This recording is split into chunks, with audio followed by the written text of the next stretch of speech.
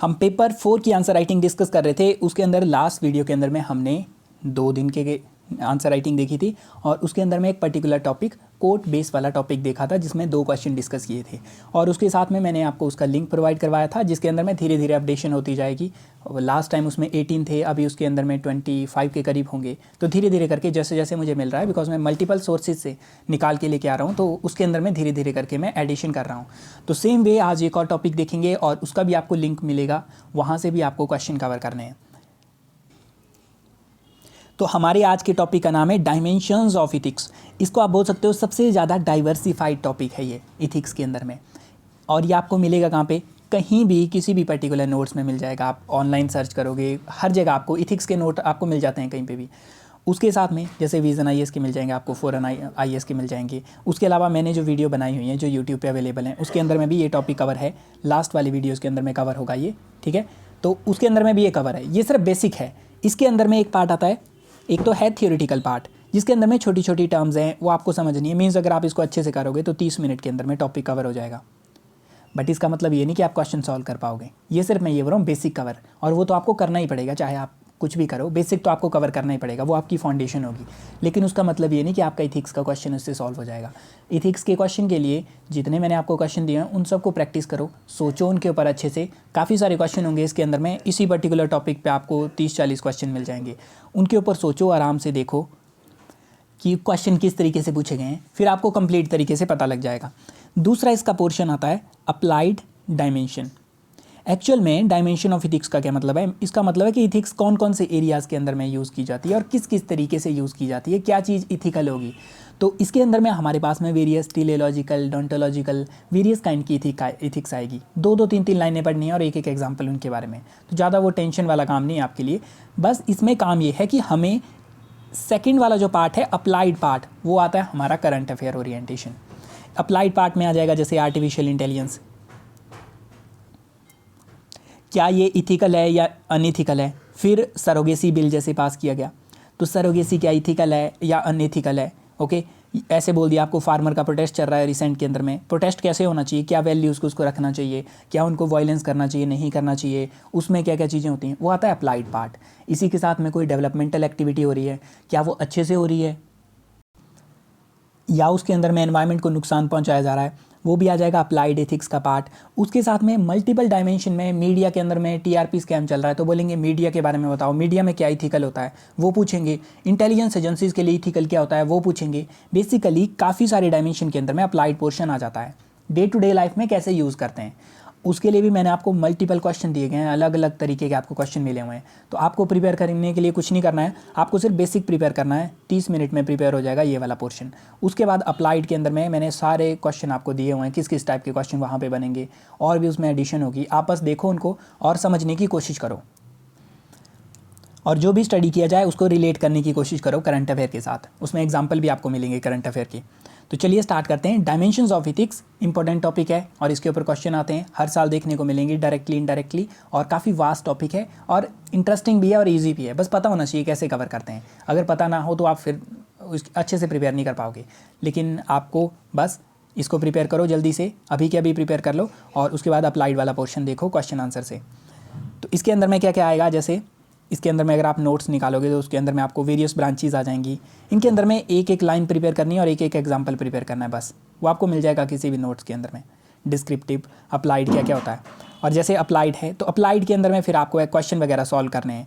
जैसे हमारे पास में साइबर एरिया के अंदर इथिक्स क्या होती है, बायो के अंदर में आप किस तरीके से जेनेटिक इंजीनियरिंग करोगे उसकी इथिक्स क्या होती है, एनवायरनमेंट की, पर्सनल एथिक्स, डाटा मैनेजमेंट जैसे पर्सनल डाटा का हो सकता है, रिसेंट के व्हाट्सएप की कंट्रोवर्सी, वो सब इसमें आ जाएंगे और आपको क्वेश्चन के अंदर में सब कुछ इंक्लूडेड है। तो आप देखो उसमें आराम से, और यहाँ पे मिलेगी आपको ये वाला लिंक ओपन करना है, ठीक है, डायमेंशंस ऑफ इथिक्स का। इसमें आपको काफ़ी सारे क्वेश्चन मिलेंगे, उनको सॉल्व करो।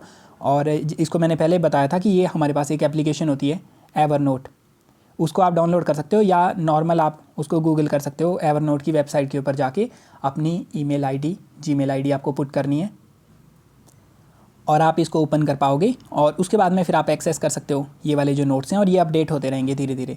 तो इनको आप संभाल के रखो, बस इसमें अपडेशन आती रहेगी, 2-2 3-3 क्वेश्चन बढ़ते रहेंगे जब तक हम इसको डिस्कस कर रहे हैं। और बाय द एंड जब तक हम इथिक्स कंप्लीट करेंगे हमारे पास ढेर सारे क्वेश्चन होंगे, उसके बाहर आपको जाने की भी आवश्यकता नहीं है, बस इन्हीं को करने की आवश्यकता है, लेकिन टाइम लगा के आराम से सोच सोच के करना। अब आता है आज का क्वेश्चन। आज हम 2 दिन के क्वेश्चन देखेंगे। ओके, तो एक दिन हमारा पिछला दिन और एक आज का दिन, उन दोनों के क्वेश्चन इकट्ठे देखेंगे और एक टॉपिक हो जाएगा, उसके बाद नेक्स्ट टॉपिक कवर करेंगे। तो क्या टॉपिक है आज का हमारा? आज है इन्फॉर्मेशन इथिक्स क्या होती है और इसका सिग्निफिकेंस डिस्कस करो। अब ये क्या है? अप्लाइड पोर्शन का पार्ट है। आपको जनरली समझ नहीं आता, इथिक्स के अंदर में काफ़ी वेग टर्म लिखी हुई हैं, तो पता नहीं चलता कि कौन सा किस पोर्शन के अंदर आता है। तो इसीलिए मैंने ये डिवाइड करके डाला हुआ 18 टॉपिक के अंदर में। तो आपको जब भी प्रिपेयर करो आपको समझ आ जाना चाहिए किस टॉपिक से बिलोंग कर रहा है, उसी को बोलते हैं प्रेपरेशन। अदरवाइज रैंडम आप कुछ भी करते रहो, आप पूरी प्रिपरेशन कर जाओगे लेकिन आपको एक्चुअल में समझ नहीं आएगा कि आपने क्या प्रिपेयर किया और क्या उसके अंदर में करना चाहिए था आपको। तो ये सब चीज़ें आपको देखनी है। इसके साथ में जो प्रीवियस ईयर के अंदर पेपर आए हैं सेम तरीके के आते हैं, अगर मुझे टाइम लगा तो उनको भी इन्हीं टॉपिक के अंदर इंक्लूड कर दूंगा। अगर नहीं लगा तो आप प्रीवियस ईयर के पेपर को सॉल्व कर सकते हो, कोई बुक खरीद सकते हो, या जनरली आपको ऑनलाइन भी मिलते हैं। आपको बस क्वेश्चन वहाँ पे टाइप करना और उसका आंसर आपको मिल जाएगा।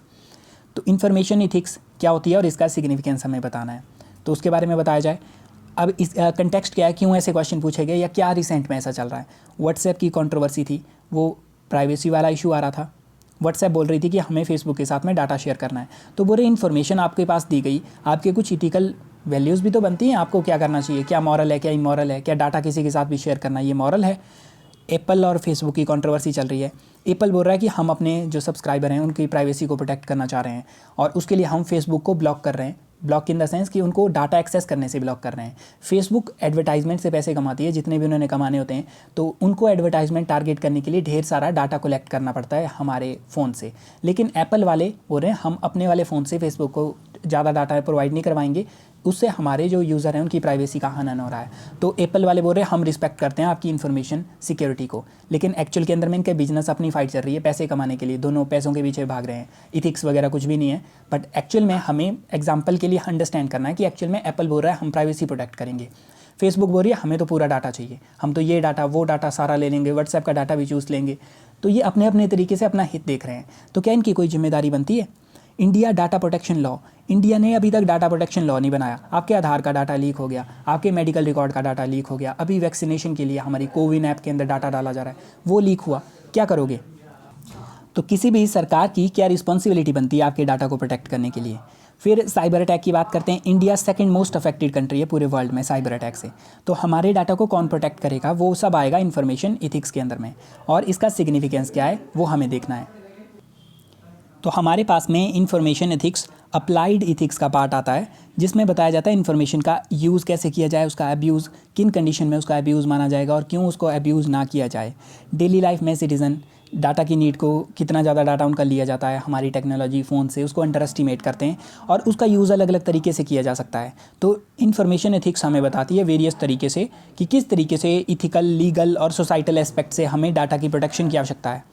ओके, तो वेरियस तरीके से बेसिकली इन्फॉर्मेशन को प्रोटेक्ट करना और उसका एक लीगल तरीके से, इथिकल तरीके से यूज़ करना, उसके लिए डायरेक्शन दी जाती है इन्फॉर्मेशन इथिक्स के द्वारा। अब आता है यहाँ पे सिग्निफिकेंस, इसका क्यों सिग्निफिकेंट है हमारी इन्फॉर्मेशनल इथिक्स। फर्स्ट तो रिस्क इंक्रीज़ हो गया है, डिजिटाइजेशन हो रही है इंडिया के अंदर में हर चीज़ के अंदर में, तो इंटरनेट का रिस्क इंक्रीज़ है। प्राइवेसी पायरेसी के इशू आ जाते हैं, जैसे आपने कोई डाटा वगैरह रखा हुआ है, अपना फ़ोटो वगैरह रखे हैं, कोई वेबसाइट के ऊपर में कोई मटेरियल वगैरह रखा है जो आपने खुद क्रिएट किया हुआ है, उसको चुराने के, उसको डाउनलोड करना बिना परमिशन के, वो आ जाता है। स्टेट के सर्विलेंस के इशू आ जाते हैं। स्टेट मान लो आधार कार्ड से आपको स्पाइंग कर रही है, आपके ऊपर में फ़ोन के ऊपर में स्पाइंग कर रही है, जैसे चाइना के केस में तो उनकी पूरी सरकार उनकी स्पाइंग करती है, तो वो भी एक कंडीशन आ जाएगी, मतलब उसमें भी इन्फॉर्मेशन इथिक्स का वायलेशन होगा। कॉपीराइट के इशू होते हैं। प्राइवेसी इंडिया के अंदर में एक फंडामेंटल राइट है, तो प्राइवेसी का इशू आ जाता है इसमें।